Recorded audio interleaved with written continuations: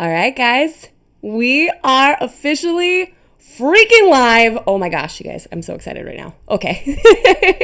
Hi guys, welcome back to my channel. We're doing something a little bit different today. And we are going to be doing a live Q&A. I'm gonna just make sure that everything's going correctly. Bear with me, y'all. This is my first live. And I'm a little nervous. I'm gonna be totally honest, but don't worry. I brushed my teeth and I put on deodorant before this live happened, just in case, because you never know, right? Yay! Hi, guys! Oh, and without further ado, let's just jump right on into it. Thank you. I almost forgot that part, Lauren. Hi, guys! Oh my gosh, I'm so excited. So the purpose of today's video is to just sit down with you guys and have a chat. Hold on. Wait, nope. I accidentally opened the wrong window that showed my playback live. So I want to go over some questions with you guys because you guys are always asking them in the comments. And a couple things I'm going to say before we jump into these questions is that a lot of times they're super specific and they can be super personal. So I'll do my best to answer them, but I may not be able to do all of them. So why don't you go ahead? I know a lot of you have already jumped into the chat box. You're already saying hi. You're already throwing questions in there. Oh my gosh, this is so exciting. It's like real life people this time. Because most of the time I just sit in this room and I like talk to a wall, but to actually have live people commenting, that's pretty stinking rad. Hello from Australia. Dana, hi. Thanks for joining. It's got to be like crazy early in the morning for you right now, right? I don't know time differences. Whatever. I'm blonde. It happens.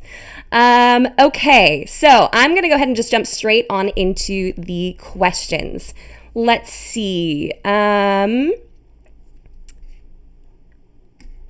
they're coming really fast. Okay, let's start with Ashley's question. When does cake cutting happen? That's a great question. You have two different options for when you can do the cake cutting. You can do it either at the early end of your reception, or you can do it in the middle of your reception, like breaking up the dancing if you're doing a bouquet toss and a garter toss. If you're not doing those two things, I recommend putting it on the early end. So usually would go grand entrance, you eat, you have your first dance, father-daughter dance, mother-son dance, then do a cake cutting, and then go to the dance floor if you're not doing any other activities.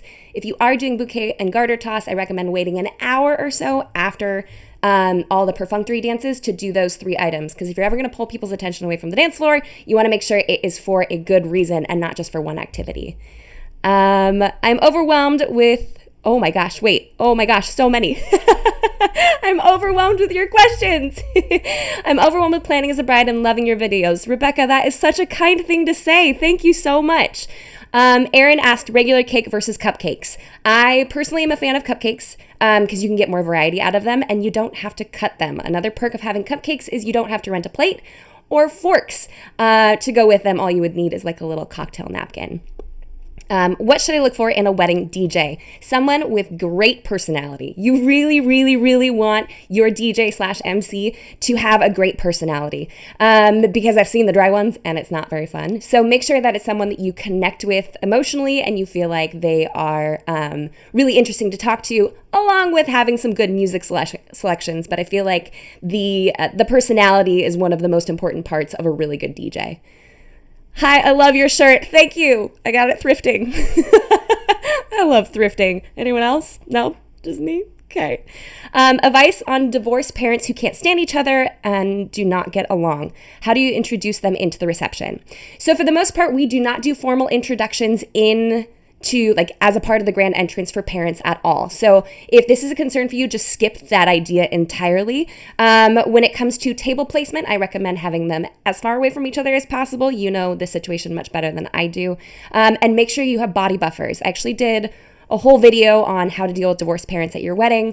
So I do recommend checking that out, but there's like a brief overview. Just physically make sure they're really far apart, and then also make sure that there are people there to kind of stand in as buffers, just in case things get a little heated or someone needs to be removed or just someone needs to be babysat or monitored. Oh my gosh. Okay. Any advice on setup and teardown for a park wedding? Marcella, that's a great question. So first of all, it depends on how long you have access to the space and who's doing the setup and who's doing the teardown. Ideally, you want 2 hours for setup and 1 hour for teardown, but of course that varies on how much you have and who's doing it. If it's volunteers, it's going to take a little bit longer to do all of the setup just because they're not as skilled in it. I think hopefully that should answer your question. I'm not entirely sure, but keep commenting in the chat box if you have more. Hello from Seattle. Hi, Mary. How long should you set aside for getting ready photos? Is an hour and a half enough time before the first look?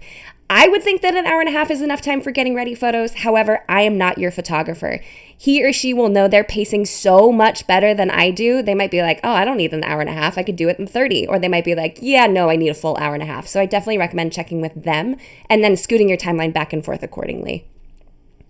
Kayla asks, oh, Dana, it's 10 a.m. Okay, that's not bad. Psh, we're fine.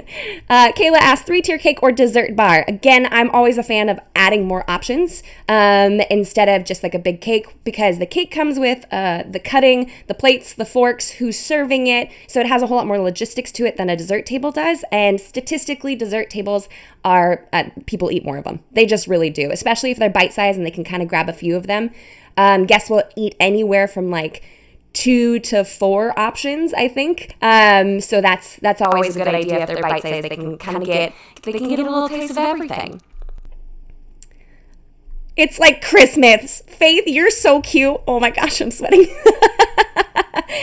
What was the most stressful part of wedding planning during your wedding? I bit off a whole lot more than I could chew.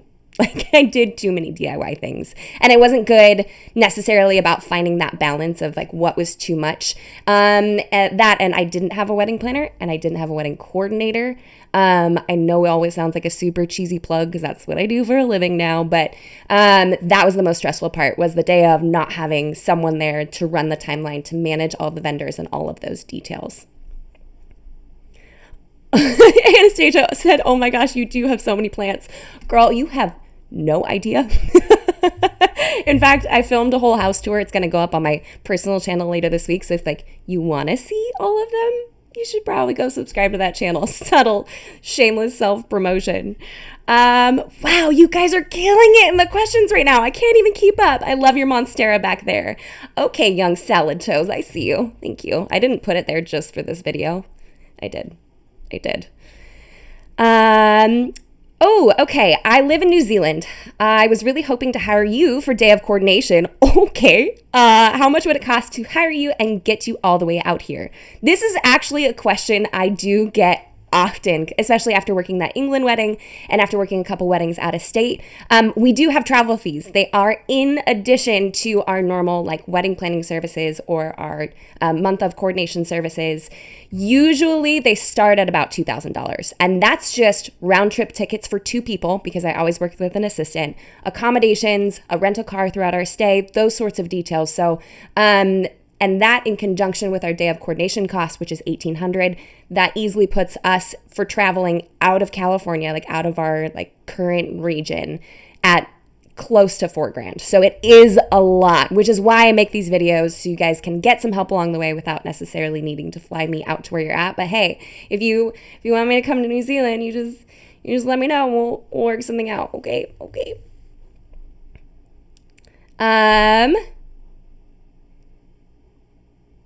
How should I go about letting my partial wedding planner know that she hasn't been very helpful? Background: I asked for an updated budget spreadsheet back in June. Ooh, Tanya, first of all, I'm so sorry. That's really rough. I would suggest approaching it in such a way by saying something like, hey, I asked for this in June. I just want to make sure, is this something that you handle, or am I asking something that's outside of your job description? Just as a way of rekindling the conversation. If it is in fact something in her job description and you guys have both discussed it, just say, hey, I want to follow up on this, if you haven't sent that email already. If you have sent the, hey, I want to follow up on this, and you still haven't received a response, that is when I do suggest saying something along the lines of, I'm beginning to feel a little nervous. I haven't heard a response back from you on this, and I really want to have faith in your abilities to help me plan my wedding and help me run my wedding day. So could you please confirm that you've received this email, because I want to feel confident in our working relationship moving forward. And that's a polite way of being like, you're kind of scaring me and I kind of don't trust this situation. So if you could hit that reply button, I'd really appreciate it. Do you think it's possible in today's world to do a wedding for under $10,000? Haley, absolutely. I did mine in $8,500. You can totally do it. I've seen it happen. I've seen beautiful weddings for under $10,000. You have to get creative. You got to use some elbow grease. I did a whole wedding on like how I did mine for under 10K, so be sure to check for that on my channel because potentially it could give you some ideas. You might have to borrow. You might have to put in a lot of sweat equity, like borrow, not money, but like borrow things. We borrowed folding tables for our event. So you may have to do something like that and get a little bit creative, but I firmly believe that you can plan a wedding at under $10,000. And hey, if you use the master plan, wow, plug. Honestly, it gives you all the tools to help you get there. And for $199, that's really not bad. And you can have your own like online wedding planner. Oh my gosh, you guys are on fire right now. Okay, I'm scrolling. Forgive me. There's so many.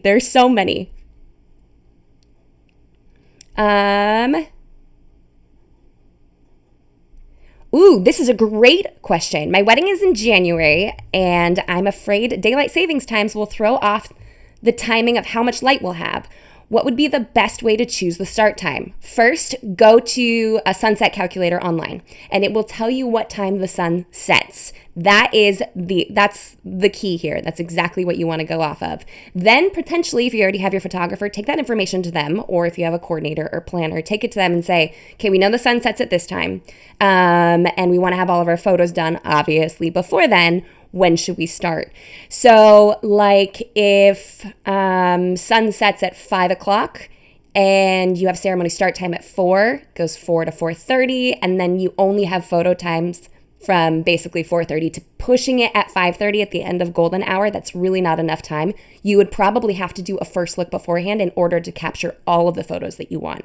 So I would suggest first find out the time of sunset and then take it to those two professionals, your photographer and or your planner, and say, okay, help me. Because then they can give you a lot more personalized input based on whether you're doing a first look or not, how large your bridal party is, how big your family is, those details.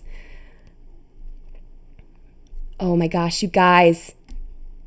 Kristen said, Jamie, I just got married this past Saturday with so many DIYs. You convinced me to hire a day of coordinator, and it was the best choice ever. I just want to say thank you. That's so cool. You're so welcome.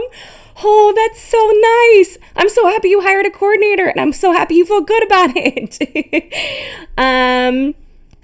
Names of actually cheap venues in LA that aren't $5,000+ Everything is so expensive. Help. Sarah, I just did a video last week on how to find cheap and inexpensive wedding venues. So go check that one out. But like a little synopsis is go for, I honestly, my top choice would be something government owned, which again, I said in the video and I'll say it again here.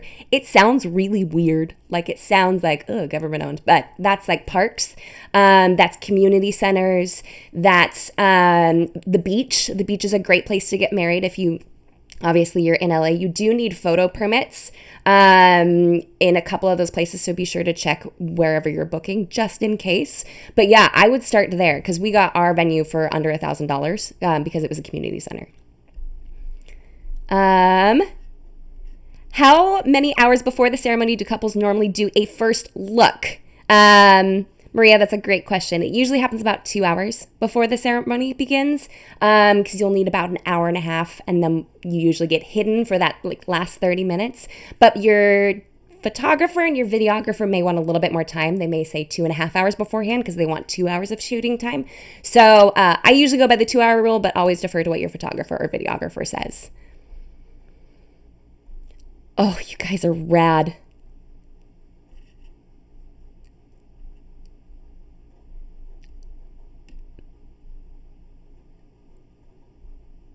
Okay, this is so much. Glad some comments are being held for review. Let's just say that.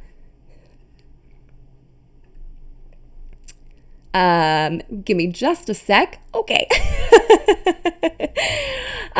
When is the earliest I can start planning? Is 2 years too long? Amber, 2 years is not too long. Absolutely not. I would say that anything over 18 months, don't necessarily rush into decisions, because what you can do is it just buys you more time to do more research and do more cost comparisons. So let's say you find a venue and you're absolutely in love with it. That's fine, but maybe take a little bit longer before you decide on your florals and what colors you potentially want to have, because the design of your event and maybe like the catering or those slight details could change over a 2-year process. So I know when I first started planning my wedding, or when I work with a lot of clients, their vision at the beginning is not the same as their vision at the end of what they want it to look like. So when it comes to big heavy hitter details like photographer and venue, very rarely do I see anybody be like, oh, I regret doing that. I think 2 years is great, but you may want to hold off on the aesthetics of things, and feel free to hold off on booking until you feel really, really confident in who you have chosen.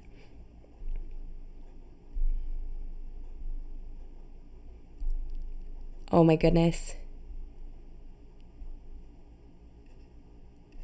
Oh, thank you, Rebecca. I did block that person already. I appreciate you saying that. I want to do the money dance at my wedding, but I'm concerned that people don't carry cash anymore. Help. That is honestly, in every single time we've had a money dance, there's been plenty of people with money. So I've never seen that be a concern, and it hasn't been communicated beforehand. Oftentimes people aren't sure if they're going to need to tip at the bar, or if they're going to need to potentially even like pay for drinks or pay for ballet. So they will come with a little bit of cash on them at your wedding, or they're prepping and waiting for the money dance. So I would say just go for it. Have a list of songs ready. And if your line gets a little bit shorter, get through the rest of the line and have your DJ cut those songs, so you're not just like standing there waiting for someone to come up and hand you money, you know?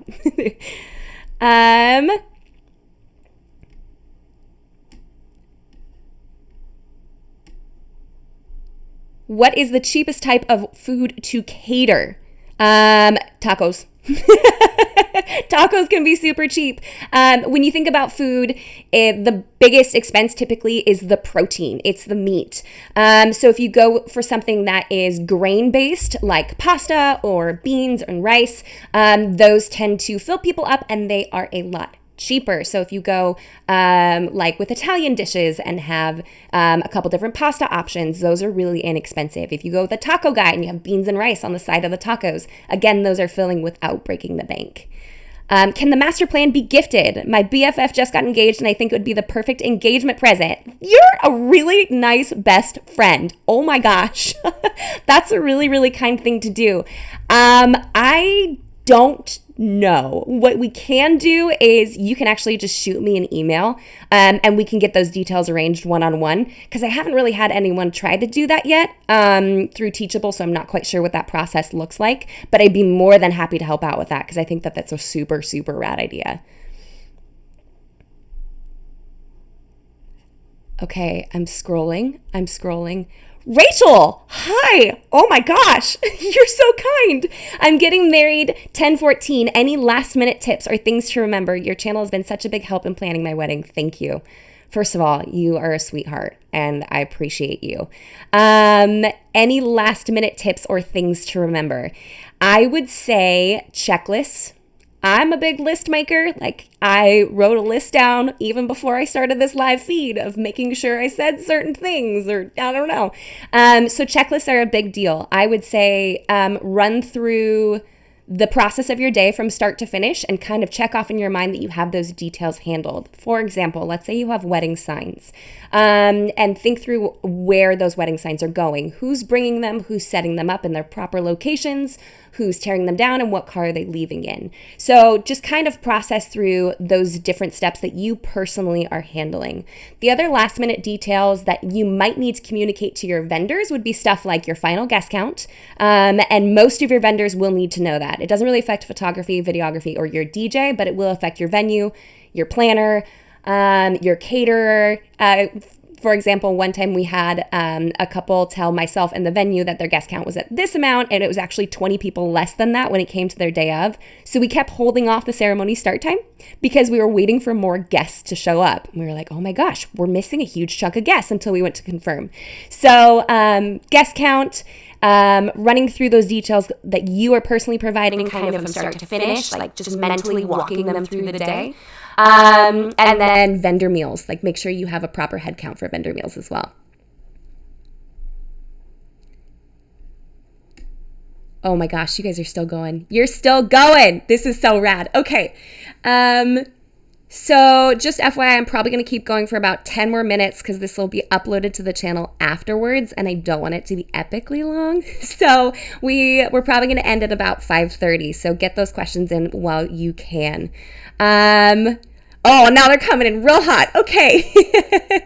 How do you feel about ceremony and reception in the same location? I love it. I love it for convenience sake. I love it for timing sake. I love it for cost sake. I think it's a great idea. If you mean same location as in the same room, you will need to do something called a flip or a shuffle, where you have a bunch of people come in and rearrange the space for you to turn it from ceremony to reception. So you will need to have cocktail hour somewhere else, only because doing the flip or the shuffle with all of your guests in that space can be a little bit awkward and a little bit hard to move all the stuff. How far in advance can I send RSVPs? Nicole, I'm going to assume that you mean like your invitations.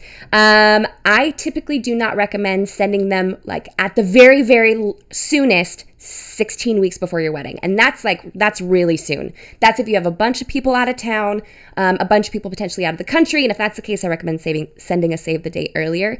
Usually the date range for sending out invitations is 12 to 6 weeks. You buy yourself more time if you have already sent out a save the date, and if people are local. But if people are a little bit further and you have not sent out the save the date, I'd recommend sending it around the 10 to 12 week mark. Is it bad that I'm going to watch your channel after I get married? I just know it already. That is not bad, Samantha. You hang out with me every single week. Also, you can go check out my second channel and see all of my family's crazy antics because that's not wedding content. So it might be a little bit different, and then we can still hang out. Just saying. I'm going to keep going. Oh, someone asked what the money dance is. It's also known as the honeymoon dance. It's where the couple will get up and stand and different people can come dance with them and they just give them a little bit of money. At our wedding, we did do it and we were blessed with a large sum of money. Most of the groomsmen didn't come dance with me because usually it's like the guys come dance with the bride and the girls go dance with the groom, or obviously bride and groom. But all of the groomsmen went to my husband and were like stuffing dollar bills in his pockets and like in his shirt collar. And so some people find it terribly tacky. Some people hate the idea of a money dance, and other people it doesn't faze them at all. So kind of decide what you'd like to do. It is for people to kind of bless you with a little bit of cash before you go on your honeymoon, so you have some spending money. Okay. I know that you are a wedding planner and coordinator, but are you also a wedding designer? You've inspired me to become a wedding planner and coordinator. By the way, I love your channel. Milana, that's so sweet. Yes, I do wedding design. In fact, I incorporate it in all of my long-term planning packages. We have a whole section of our planning devoted to design because I'm a little bit of a nut about pretty spaces. So that is something that I do as well. I usually incorporate it into my bigger planning packages, and I haven't had the need to do it separately yet, only because no one's really asked. But yes, I do wedding design as well.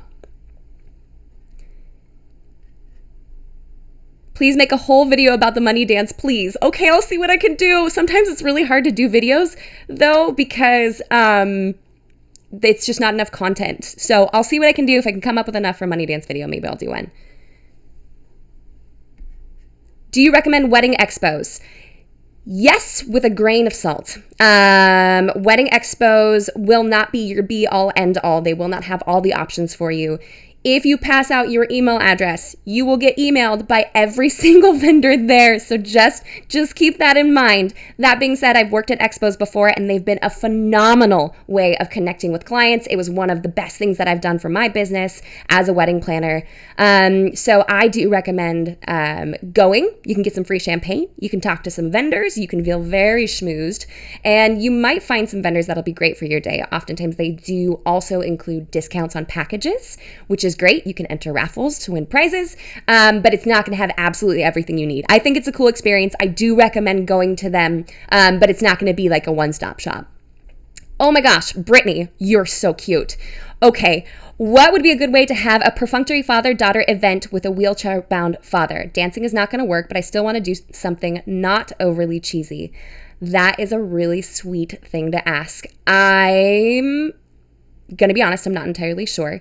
What you could potentially do is I've seen couples where one of the spouses is wheelchair bound and the other spouse will sit in their lap and then they'll just kind of twirl back and forth in the chair. That is something that you guys can do. Yeah, that one's a little bit difficult. I have seen something called the shoe game, which couples have done. It is an interactive game where the DJ or some sort of MC will ask questions and one of the other person will raise the shoe if they think they're the person that's guilty or that would respond yes to that question. That could be something you guys could do as well. If not, I mean, you could do a little bit of stand-up, do some knock-knock jokes there. I would say get really creative with it. You know you and your dad way better than I do, so what's something that you guys love? Maybe you want to do a joint toast and have a little moment where you kind of share something there. So hopefully that gives you a couple of ideas to work with. That is a great question. I wish I had more options to give you right now, but you can either do like the sit and twirl, you can do the shoe game, or come up with something really creative that fits you guys best. Okay, we are down to oh my gosh, Cassidy. Okay, we're down to the last 3 minutes. You're so cute. What do you think of morning brunch weddings? Have you ever done one before? Love you and your channel so much. I love you too. So as far as morning and or brunch weddings, I love them. I think they're a great option. The only downside that I personally see is how early you'd have to get up in the morning to get your hair and makeup done. So how big is your bridal party? How many of them are getting hair and makeup done? So it will affect how early you get ready in the morning. And for some people, that's like, oh, it's fine. I'll get up at 5, I'll get up at 6, and we'll just hire a bigger hair and makeup team to make sure it happens in a more timely manner. For other people, it's like, you want me to get up at what time? Heck no, bro. Like, I'm not doing it. So for the most part, guests seem to really enjoy it. Guests also tend to drink less at day weddings than they do at evening weddings. I don't know what it is. I don't know if it's just the idea of it, but they do. So it's a great cost-saving opportunity because then you don't necessarily need to buy as much alcohol, and then maybe you won't have as many drunk people. I'm just saying. And you can get real crafty and have like a mimosa bar or pancakes, French toast. I don't know. So many options. All right. I'm going to totally butcher your name. Is it Hania? I think. Hania? Ask what games do you recommend at weddings? I think games are super, super fun. They are also often unused. So if you are doing cornhole or some sort of lawn game like that, then it can be slightly used, but typically it's only monopolized by about like 4 or 5 people, and not a whole lot of people get access to it. So if it is an added cost, maybe don't necessarily do something like that. Great games could be Mad Libs, having Mad Libs at the table, or photo scavenger hunts. Those are both things that you can have physically at the table that everyone can kind of participate and everyone can kind of play. And the kids actually really love those. Those are really good ones. So anything that can be interactive that people don't necessarily have to leave what they're doing to go handle that is a great idea. Someone just asked if I had moderators. No. Is there more stuff happening in the comments? Oh, I'm so sorry if there is. We are down to the very last minute here, guys. So I am going to go ahead and wrap this up. If you guys are in the LA area, so I'm technically a couple hours outside of LA, but I'm actually doing a meetup with Mikkel Jancy Smith. She's another YouTuber over here. And we are doing a meetup in Altadena. I will be posting all the details over on my Instagram. So if you haven't checked that out, go ahead to JW Coordination and check that out there. And I'll also try to leave it in the description box when we're done at the end of this. JN asked, hi, Jamie, can you please talk about disposable tablescapes versus rental plates, utensils? Okay, I'm going to do it really fast, but only because I'm oh, Marilyn, I will buy coffee on you. Yes, Queen, I will. I'm going to be super fast to address this real fast because JN did make a really, really sweet donation. Thank you so much for that. I appreciate it. I think that when it comes to the disposable nice stuff, like the ones that look like actual plates and actual silverware, the cost is pretty comparable to the rental option. The biggest difference here is the rentals have to be scraped and returned, but they have a lower footprint, which is kind of a good idea. Like we do want to reduce waste. So if you can do rentals, I do recommend doing those. That just means that you need staff people to actually clear them and scrape them and stack them for the rental company to pick up. If you're doing disposable, potentially it's going to be around the same cost, sometimes a little bit lower if you go for a cheaper option, but you'll still need someone to throw everything away. So in most cases, when people do the fancier looking disposable items, they're not that much cheaper. The cutlery is, like the plate or the forks and the knives, but the actual plates usually end up being around 45 cents a piece. If you go to Costco, they can be a little cheaper though. So there's kind of a little tidbit on that.